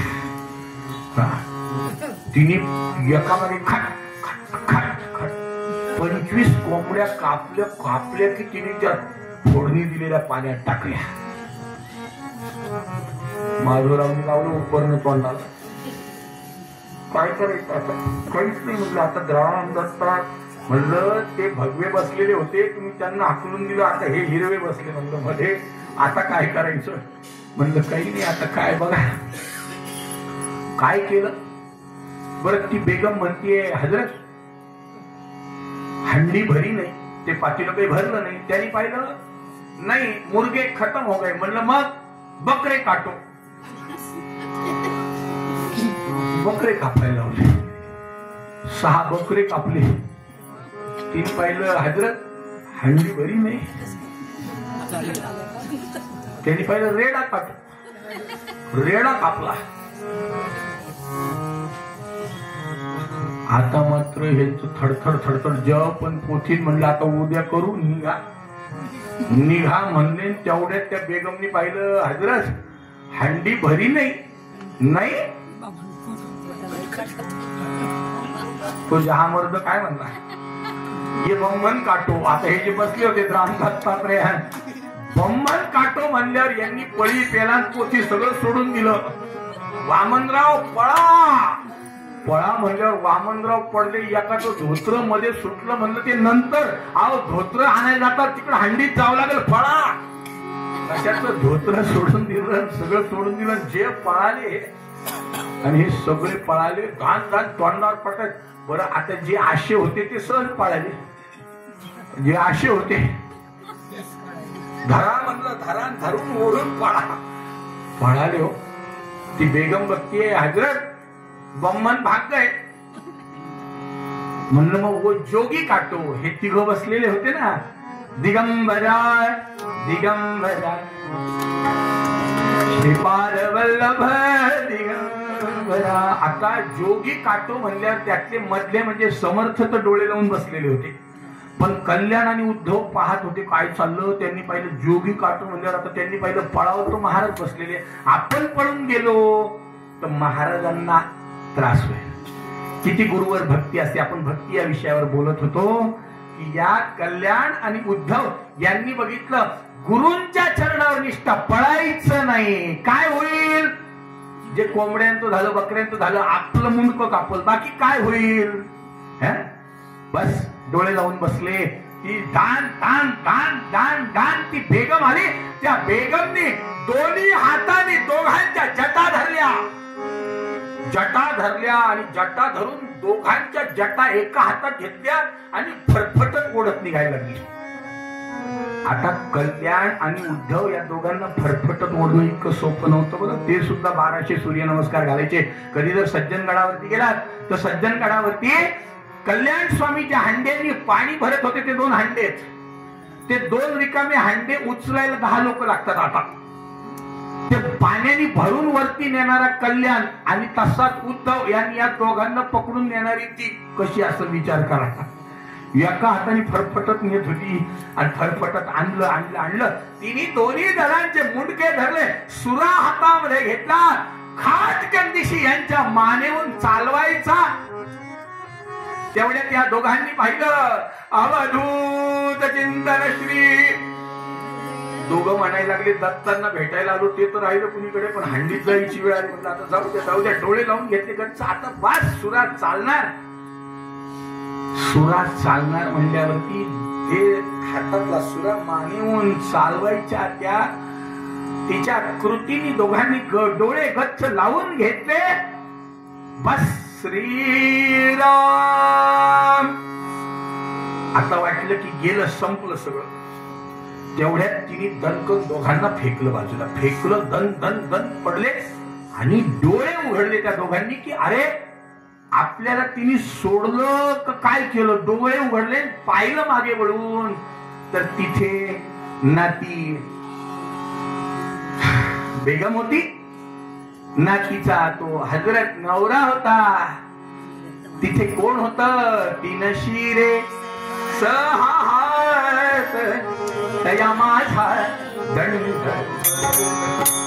दीनशिरे सहारत दया माझा दंडवत काके थोडी पुढे श्वान नित्य जान नीते स्नान माथा शोभे जटाभार अंगी विभूती सुंदर तुका म्हणे दिगंबर तुका म्हणे दिगंबर दया माझा नमस्कार दया माझा नमस्कार दया माझा नमस्कार अवधूत चिंतन श्री साक्षात दत्त महाराज प्रगट झाले. प्रगट झाल्यावरती कल्याण आणि उद्धव बघतायत.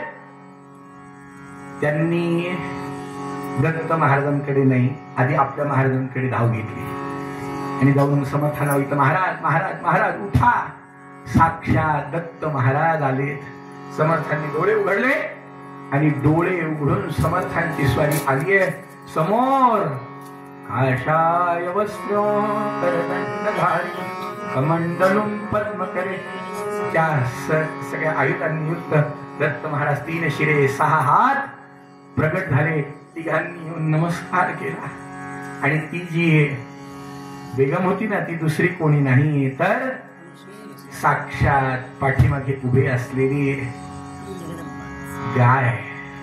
गाय उभी माय होऊनी पुढे वासरू पाहे वळी कृतज्ञतेचे श्वान विचारे पायावरी सुटले मला हे दत्त गुरु. ती गाय पाठीमागे हे सगळं समर्थांनी पाहिलं. म्हणलं महाराज दर्शन दिलं आनंद वाटला. म्हणलं पण मग हे सगळं कशासाठी केलं. म्हणलं खरं दर्शन ज्याला घ्यायचं होतं त्याच्यासाठी. ज्यांना दर्शन घ्यायचं नव्हतं ते पळाले. आता 12 वर्षापासून बसले. अहो म्हणलं ते तर आमच्यापेक्षा आधीपासून बसले होते. त्यांनी पाहिलं नुसतं बसून उपयोग नाही तेवढी भक्ती पाहिजे ना. नुसतं बसून काय उपयोग. 12 वर्ष नाही 24 वर्ष बसलं पण उपयोग नाही. जोपर्यंत भक्ती नाही तोपर्यंत नुसतं बसून नुसतं मंदिरात जाऊन उपयोग नाही किंवा नुसतं उपास करून उपयोग नाही किंवा नुसतं पोथी वाचून उपयोग नाही किंवा नुसतं आपण असं म्हणू तिथे नाही. जोपर्यंत तिथे भक्ती जागृत होत नाही तोपर्यंत तिथला देव भेटत नाही. तो देव भेटण्यासाठी भक्ती जागृतीची खूप आवश्यकता आहे. समर्थांनी बघितलं दत्त महाराजांना नमस्कार केला आणि दत्त महाराजांना म्हटलं अहो ते 12 वर्षापासून बसले होते त्यांनाही दर्शन द्या. समर्थांच्या विनंतीवरून दत्त महाराजांनी पाहिलं जा त्यांना बोलवणार ना. कसे तरी डोंगर उतरून माधवराव तुमच्यामुळे आलो होतो म्हणलं. आज तुमचा नाही पण माझा होता म्हणलं.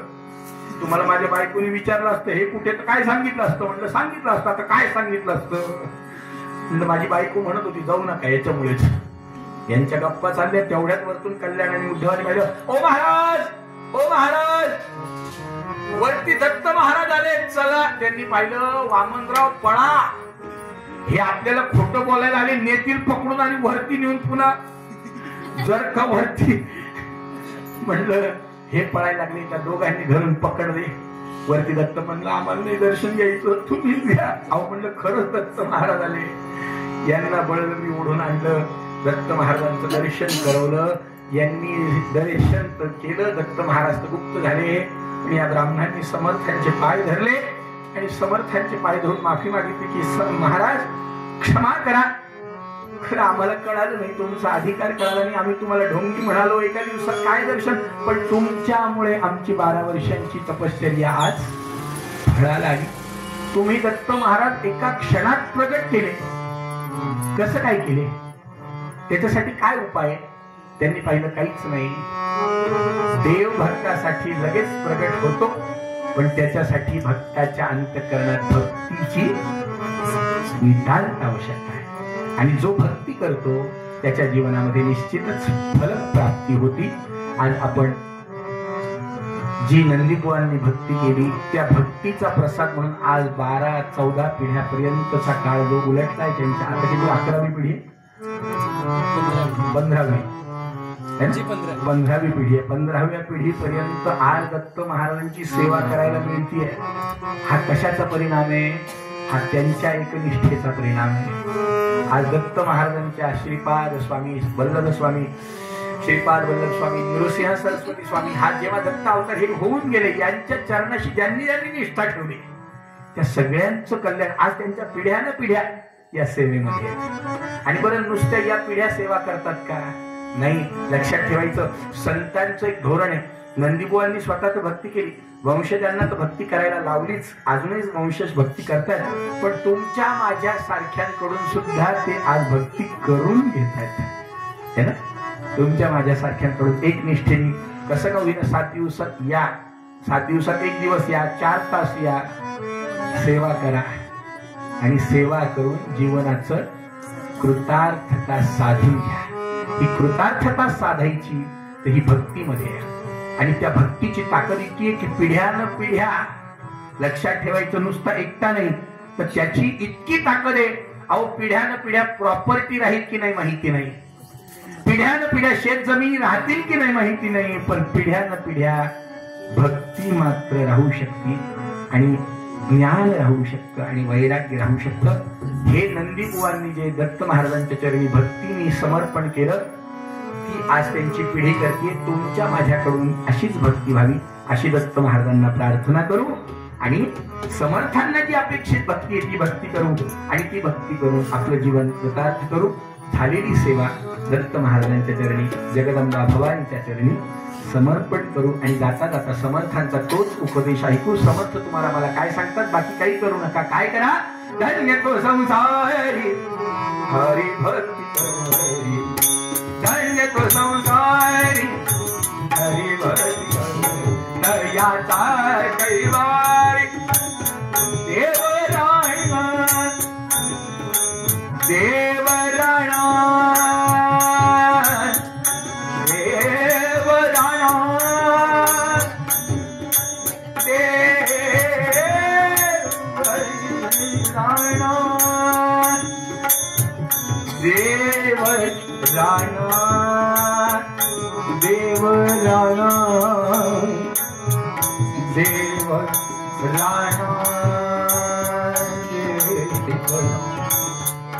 झालेली सेवा दत्त महाराजांच्या चरणी समर्पण करू.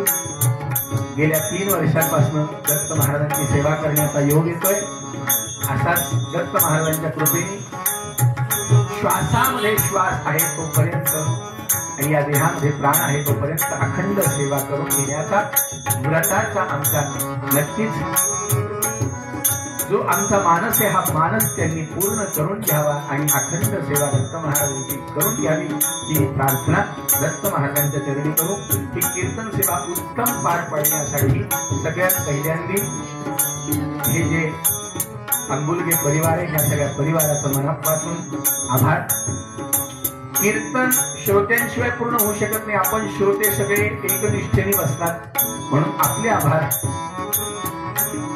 कीर्तन चांगलं व्हावं यासाठी उत्तम साथीदारांची आवश्यकता असते. संभाजीनगरहून आलेले आमचे संवादिनीवर बसलेले दिनेश डोळे तबल्यावरती बसलेले अनुभव अरुणजी या सगळ्यांच्या माध्यमातून ही सेवा पूर्ण झाली. ही सेवा जगदंबेच्या दत्त महाराजांच्या चरणी समर्पण करू अखंड सेवा करून घ्यावं ही प्रार्थना करू आणि आजच्या कीर्तनाला पूर्ण विराम देण्याचा प्रयत्न करू.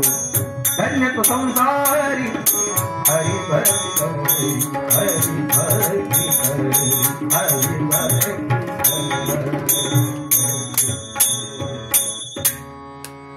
एक आरती म्हणून आणि मग काही बोलतील. आरतीला सगळेजण जागेवरती उभं राहत. झाले कीर्तन शेवट कोड करा मै घराची आनंदी लावून कीर्तनी माझ्या मागे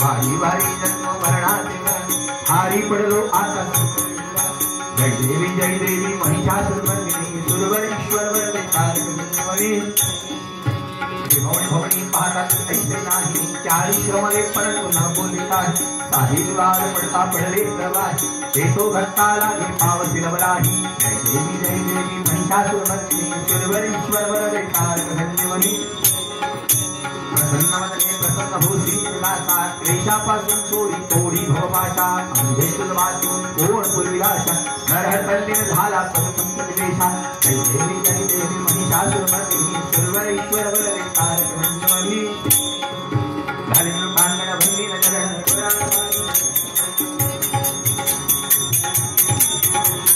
हरे राम राम राम हरे हरे हरे कृष्ण हरे राम राम राम हरे हरे हरे कृष्ण सर्वदा योग उपेक्षो नको गुणवत्ता गुणाय मागणे हे ज्या ज्या ठिकाणी मनदाय माझे ज्या ज्या ठिकाणी मी ठेवितो मस्तक जाय तेथे तुझे सद्रूपाय तुळजा भवानी माता की सद्गुरु स्वामी महाराज की जय जय रघुवीर दत्त कृष्णार्पणमस्तु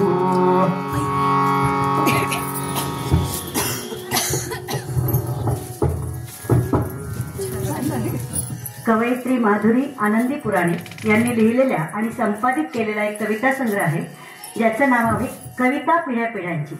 माधुरी पुराणिक लेखित या कविता संग्रह त्यांना सद्गुरुचरणी रामदास स्वामींचे जे शिष्य गणेश रामदास युवा यांना त्यांना अर्पण करायचं आहे. त्यांना विनंती करते की त्यांनी तो द्यावा. जय जय रघुवीर समर्थ.